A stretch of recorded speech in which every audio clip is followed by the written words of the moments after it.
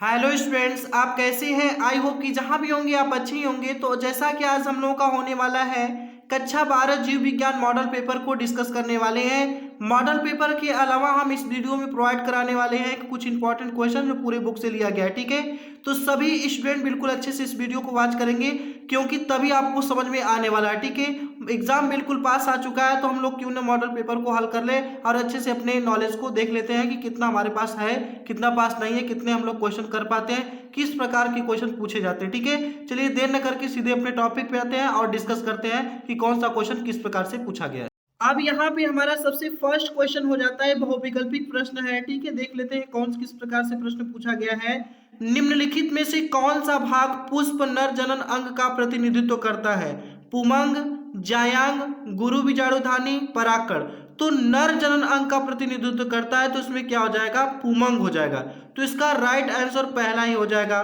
दूसरा क्वेश्चन इस प्रकार से पूछा गया है कि मनुष्य में संतान का लिंग निर्धारण होता है मां के लिंग गुणसूत्र से, अंडाणु के माप से, शुक्राणु के माप से, पिता के लिंग गुणसूत्र। इसमें राइट आंसर क्या हो जाएगा कि चौथा, पिता के लिंग गुणसूत्र से, क्योंकि मेल में ही क्या होते हैं कि उसमें डिफरेंस होते हैं, एक्स वाई पाया जाता है। ठीक है, और ग वाला क्वेश्चन कुछ इस प्रकार से पूछा गया है कि जेनेटिक इंजीनियरिंग का उपयोग होता है चिकित्सा क्षेत्र में, कृषि क्षेत्र में, इन दोनों में, इनमें से कोई नहीं। ठीक है, तो इसमें राइट आंसर क्या हो जाएगा, थर्ड वाला, इन दोनों में से, चिकित्सा क्षेत्र में भी और कृषि क्षेत्र में भी। यहाँ पे नेक्स्ट क्वेश्चन पूछा है कि निम्नलिखित में से किसे भारत में जैव विविधता का तीर्थ स्थल समझा जाता है। आवर्त पर्वत, अरावली पर्वत को, इंडो गैंगटिक मैदान और पश्चिमी घाट, पूर्वी घाट। तो इसका राइट आंसर हो जाएगा पश्चिमी घाट। ठीक है, तो ऑप्शन नंबर थर्ड इसका राइट हो जाता है। अब यहाँ हम देख लेते हैं अति लघुत्तरी प्रश्न। यहाँ पे सबसे पहला क्वेश्चन कुछ इस प्रकार से पूछ लिया गया है, क्लाइंट-फिल्टर एवं टनल सिंड्रोम में गुणसूत्रों की संख्या होती है। आपको हम बता दें कि क्लाइंट-फिल्टर में गुणसूत्रों की संख्या ज्यादा होती है, यानी 46 की जगह 47 हो जाता है, जबकि टनल सिंड्रोम में गुणसूत्रों की संख्या कम हो जाती है, यानी 46 की जगह 45 हो जाता है। ठीक है, इसका राइट आंसर ये हो जाएगा।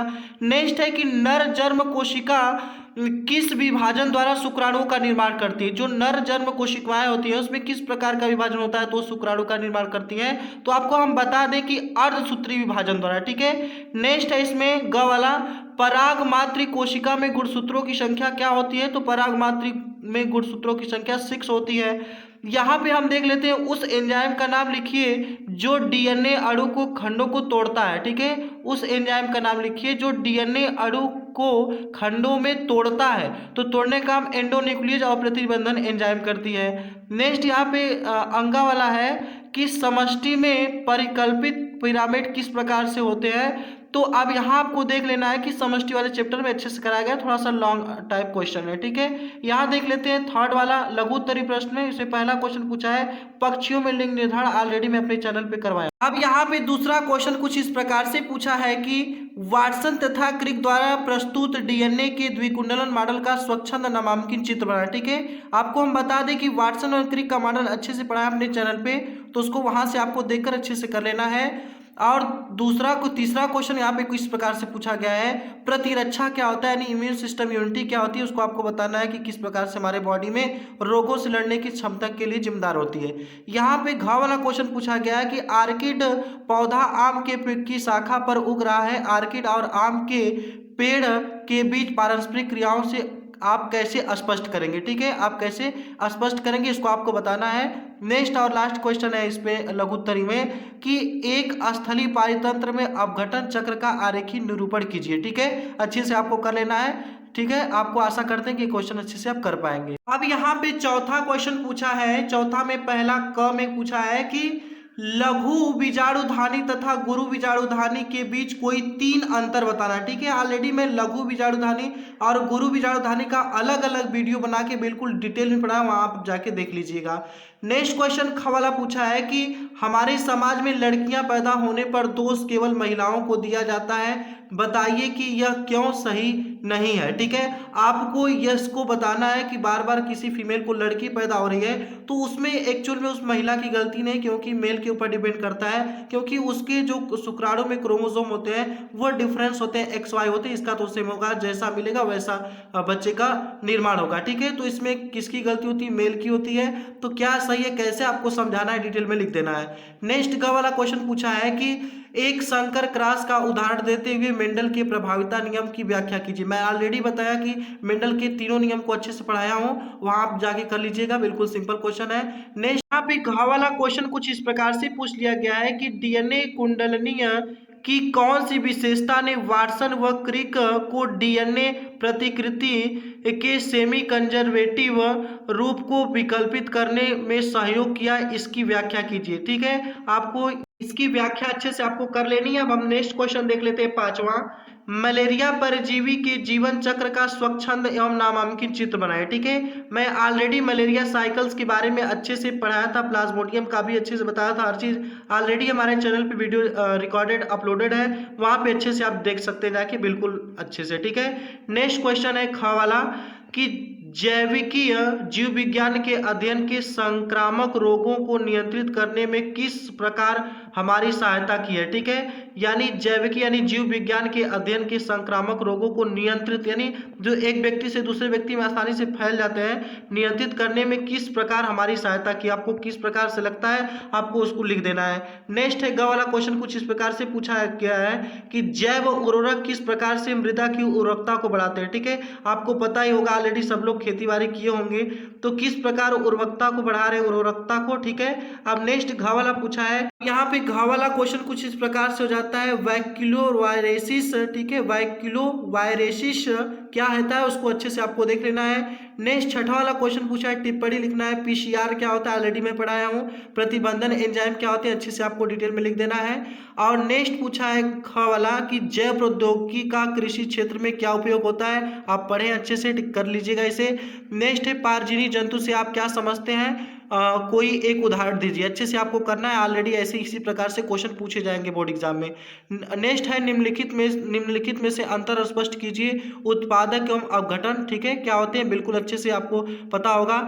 परिजीविता एवं सहभोजिता क्या होता है, सारी चीजें मैं पढ़ा हूँ, बिल्कुल अगर जो स्टूडेंट पहला बार देख रहा है तो इसको अच्छे से देख लेगा, क्योंकि बिल्कुल सिंपल क्वेश्चन है ये सब। ठीक है, अब यहाँ पे हमारा रहता है दीर्घ उत्तरी प्रश्न। ठीक है, इसमें आपको लॉन्ग बहुत अच्छे से लंबा लिखना है, तभी आपका हो पाएगा। ठीक है, अच्छे नंबर मिल पाएंगे। इसमें सबसे पहला क्वेश्चन पूछा गया 7वां नंबर में कि मनुष्य के नर जनन तंत्र का सचित्र वर्णन कीजिए, इसमें शुक्राणु कहाँ संचित होते हैं आपको बताना है। ठीक है, या फिर अथवा करके नीचे दिया है पुष्पी पादपों में लघु बीजाणु जनन का सचित्र वर्णन कीजिए, जो आपको इजी लगे उसको आपको कर लेना है। नेक्स्ट है अनुवांशिक कूट क्या है, इनकी मुख्य विशेषताओं का वर्णन कीजिए। ठीक है, आपको ये सब कर लेना है, फिर अथवा करके नीचे दिया ही है।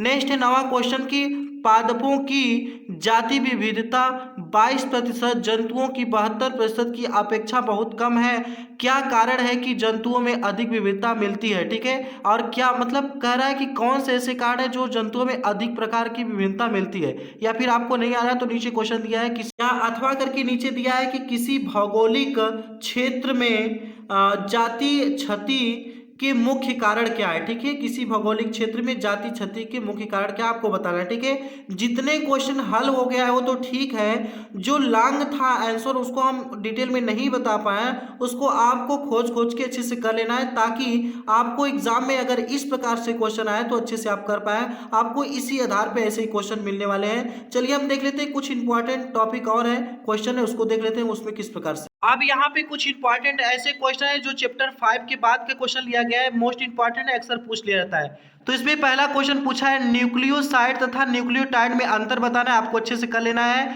नेक्स्ट है टेम्पलेट रज्जु और कोडिंग रज्जु में अंतर लिखिए, ऑलरेडी मैं अभी लेटेस्ट वीडियो में डाला हूँ, उसको अच्छे से जाके देख लीजिएगा।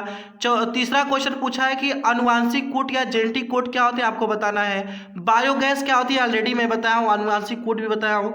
नेक्स्ट है वाहित मल उपचार में सूक्ष्म जीव के महत्व को लिखिए। ठीक है, अच्छे से आपको कर लेना है। बीटी फसलें क्या होती है उस पर टिप्पणी लिखना है। नेक्स्ट है बायो रिएक्टर क्या होते हैं आपको देख लेना है। और 8वां क्वेश्चन है कि प्लाज्मिड क्या होता है। और 9वां क्वेश्चन है किस्टोन जातियां क्या होती हैं। परिजीविता और सहभोजिता, सहजीवन, स्पर्धा क्या होते हैं, अनुकूलन क्या होता है आपको देख लेना है। जैव विविधता को परिभाषित कीजिए, ठीक है, क्या होते हैं।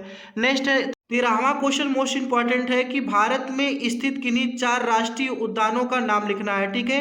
अभ्यारण्य क्या होते हैं उनको बताना है। रेड डाटा बुक क्या होती है, क्या समझते हैं उसे आपको बता देना है, ठीक है। इतना इंपॉर्टेंट क्वेश्चन है, अक्सर एग्जाम में कई बार रिपीटेड किए गए हैं। आशा करते हैं कि आपको सारे क्वेश्चन अच्छे से आ रहा होगा, और जो नहीं आ रहा है आप अच्छे से प्रैक्टिस कीजिए, क्योंकि एग्जाम बिल्कुल पास है। इतने क्वेश्चन हल करके जाइए, बिल्कुल अच्छे से बोर्ड एग्जाम में अच्छा करके आइए, ठीक है। Best of luck, thank you so much for watching my video.